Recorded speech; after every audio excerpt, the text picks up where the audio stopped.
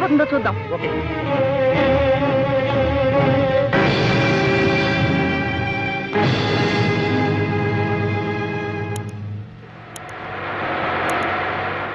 ఏమండి ఏమండి ఏమిటి? నేను వచ్చే దారిలో ఒక యాక్సిడెంట్ చేసి వచ్చానండి. ఒకటి కాదు, రెండు. రెండా? అదేమిటి? I'm sorry. అక్కడ యాక్సిడెంట్ చేసిన తర్వాత నేను నా కారు ఆపకుండా వచ్చేసాను. వాళ్ళు నా వెంటబడి వస్తున్నారు. యాక్సిడెంట్ చేయటం ఒక తప్పు, యాక్సిడెంట్ చేసిన తర్వాత కారు ఆపకుండా రావటం రెండవ తప్పు కావచ్చు.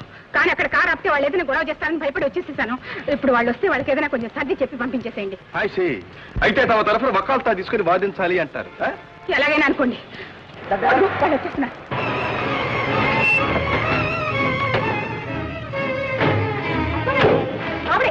అదిగో ఆవిడ కారు యాక్సిడెంట్ చేసుకోవడం చెప్పకుండా పార్టీ వచ్చింది. ఈవిడండి. ఏమ్మా? మీరా? నమస్కారం అండి. నమస్కారం. నా భార్య, ఇది మా ఇల్లు. నమస్కారం. మీరు మా వారు మిస్టర్ రామ్. అవుడు. మరేం లేదండి, ఇవిడ కారు డాష్ చేసి. తెలుసు, ఇప్పుడే చెప్పింది. కారు డాష్ చేసి ఆపకుండా తప్పించుకొని వచ్చింది. ఇవి చేసింది మహా నేరం. మీరు వెంటనే కేసు వేయొచ్చు. ఆ కారుకి డ్యామేజెస్ కూడా క్లెయిమ్ చేయొచ్చు. అదేమిటండి, ఆవిడ మీ శ్రీమతి అని తెలుసు కూడా కేసు ఎలా పెడతామండి. ఆవిడ తరఫున మీకు నేను థ్యాంక్స్ చెప్తున్నాను. ఎంత మాట. థ్యాంక్స్ చెప్పవలసింది నేను. ఆ రోజున సలహా కొరకు మీ ఆఫీస్కి వచ్చాను. ఆనాడు మీ సలహా అప్పుడు తప్పుగా తోచింది, కోపం కూడా వచ్చింది. కానీ ఇంటికి వెళ్ళి ఆలోచించిన తర్వాత మీ సలహా ఎంతో మంచిదిగా తోచింది. మా కాపురం నిలబడింది. ఇప్పుడు మేమిద్దరం ఎంతో సుఖంగా ఉంటున్నాం. మీ మేలు జన్మలో మర్చిపోలేమండి. వస్తాను.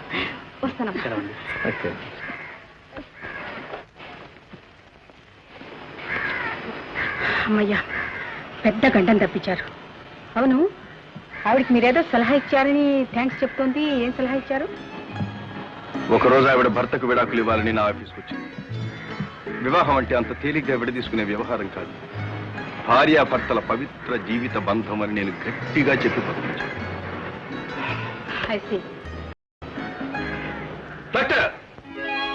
What lawyer? నా ఫీజు. ఎందుకేమిటి? తమ తరఫున వకాల్తా తీసుకుని వాదించి జయించినందుకు. బదులుకు బదులా? ఎంత మీ ఫీజు? మామూలుగా అయితే 30 రూపాయలు. నీలాగా చీర కట్టుకున్న ఆడదాని దగ్గర మాత్రం 40 రూపాయలు చాలు. ఆడవాళ్ళు చీర కట్టుకోక పంచ కట్టుకుంటారండి. కమాన్, టేక్ యువర్ ఫీజు. తీసుకోండి మీ ఫీజు. నేను అడిగింది 40 రూపాయలు, నువ్వు ఇచ్చింది 30 రూపాయలు. No change. నా దగ్గర చిల్లర లేదు. Keep the change. చిల్లర కూడా మీరే ఉంచుకోండి. ఎంత తలపగరు వచ్చేని అడ్వాన్స్. Oh my god. లాభం లేదక్క. అమ్మా నాన్న రాజీపడి ఒకటవుతారని అనుకున్నాం. కానీ మళ్ళీ మామూలే. ఇద్దరు ఎడముఖం పెడముఖంగానే ఉన్నారు. ఇప్పుడు ఏం చేద్దాం? అదేరా గోపి, తోచడం లేదు. మన నాన్ కోఆపరేషన్ మూమెంట్ తీవ్రం చేస్తే చెయ్యాల్సిందే, తప్పేట్లేదు.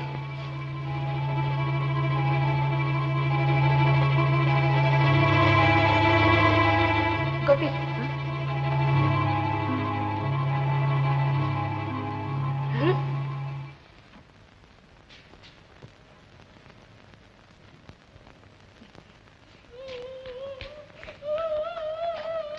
ఏమిటండి? ఎందుకు ఏడుస్తున్నావు? ఇదేమో చొక్కా ఇలా తిరిగింది. గోలికాయలు ఆడుకుంటున్నాను. ఆహా, ఆ గుడిసెల్లో కుర్రాడు వచ్చి నా గోలికాయలు లాక్కున్నాడు. ఇవ్వమంటే నన్ను కొట్టి నా చొక్కా చించాడు. అసలు నువ్వు గోళీలు ఎందుకు స్కూల్కి వెళ్ళలా? ఇవ్వాలే కదమ్మా, రోజు వీడి స్కూల్ ఎక్కొట్టి గుడిసెల్లో కుర్రాళ్ళతో గోళీలు ఆడుతున్నాడు. అందుకే వీళ్ళ టీచరు నీకు ఉత్తరం పంపింది.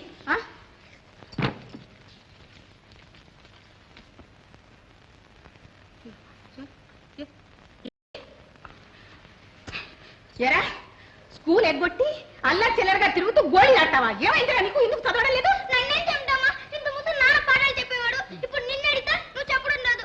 అక్కని అడిగితే పారా అంటుంది. గోపిని అడుగు. వీడు చెప్పాను అక్కువ పరీక్షలో గుండు సున్నా వచ్చింది. చదువుకున్న స్కూల్ కడితే టీచర్ బెంచ్ ఎక్కిస్తాడు. అందుకని నా స్కూల్ మానేసా. ఎరా, ఇందుకు స్కూల్ మానేస్తావా? పైగా పెద్దవాళ్ళు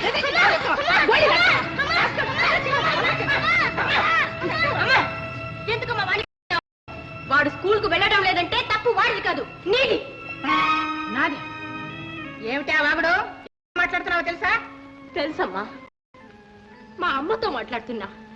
అమ్మా, ఏమిటి అర్థం లేని పట్టుదలలు? మీరిద్దరూ చిన్న పిల్లలాగా పోట్లాడుకొని ఈ ఇల్లు నరకం చేస్తున్నారమ్మా, నరకం చేస్తున్నారు. ఈ నెల రోజులు మా సంగతి ఏమైనా పట్టించుకున్నారా? తల్లిదండ్రులే ఇంత లక్షణంగా ఉంటే పిల్లలు బాగుపడాలంటే ఎలా బాగుపడతారమ్మా, ఎలా బాగుపడతారు? చాలేని అధిక ప్రసంగం నోర్మై. ఇన్ని రోజులు నోరు మూసుకునే ఉన్నాను, ఇంకెన్నాళ్ళు ఊరుకోమంటావు? ఇది ఇల్లా నరక కూపమా? పెద్దవాళ్ళు చదువుకున్న వాళ్ళు మీకు ఈ మాత్రం తెలియడం లేదా? ఓహో, పెద్దవాళ్ళకే నీతులు చెప్తున్నావా? పప్పి, ఇది మా సొంత విషయం, ఇందులో ఇతరుల జోక్యం అనవసరం. ఓహో అలాగా, ఇది మీ సొంత విషయమా? సరే, ఇక మీ విషయాల్లో జోక్యం చేసుకుంటే చెంపలు పగలగొట్టు. రారా పప్పు.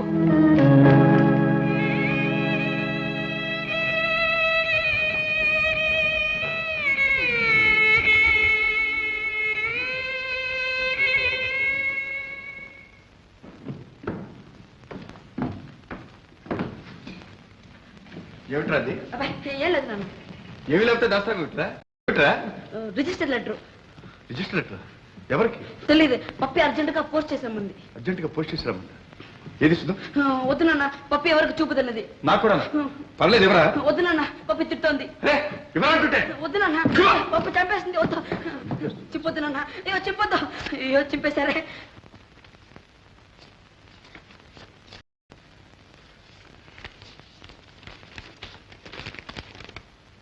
ఇది producers, modern movies, film producers, Kodambakkam, Madras 24.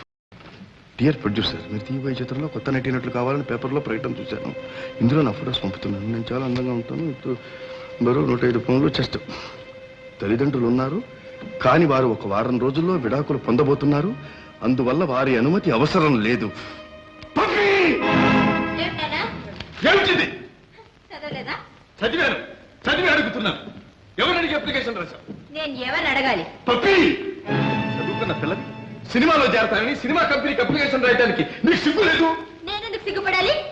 Cinema కంపెనీకి అప్లికేషన్ పడేసేంత అనాథగా నన్ను వదిలేసారే, అందుకు మీరే సిగ్గుపడాలి. పప్పి, కన్న తండ్రిని నన్ను ఎదిరించి మాట్లాడుతున్నావా? అసలు నేనేం తప్పు చేశాను? ప్రాణానికి ప్రాణంగా బిడ్డల్ని చూసుకునే తల్లిదండ్రుల మాటలు ఎదిరించి ఇలాంటి పని చేస్తే తప్పు. మాకు తల్లిదండ్రులే సరిగ్గా లేరే. మూల విగ్రహాలే ముష్టెత్తుకుంటుంటే ఉత్సవ విగ్రహాలు ఏమైతే ఎక్కడ పోతాయి? పప్పి, ఊరికి అడగండానా, అరిచి లాభం లేదు. అసలు ఇప్పుడు నన్ను అడిగే హక్కు మీకు లేదు. మీకు నేను సమాధానం చెప్పాల్సిన బాధ్యత కింద నెలలోనే తీరిపోయింది. పప్పి, మాకు నీతులు చెప్పే ముందు మీ బాధ్యతలు మీరు గుర్తించండి. పప్పి.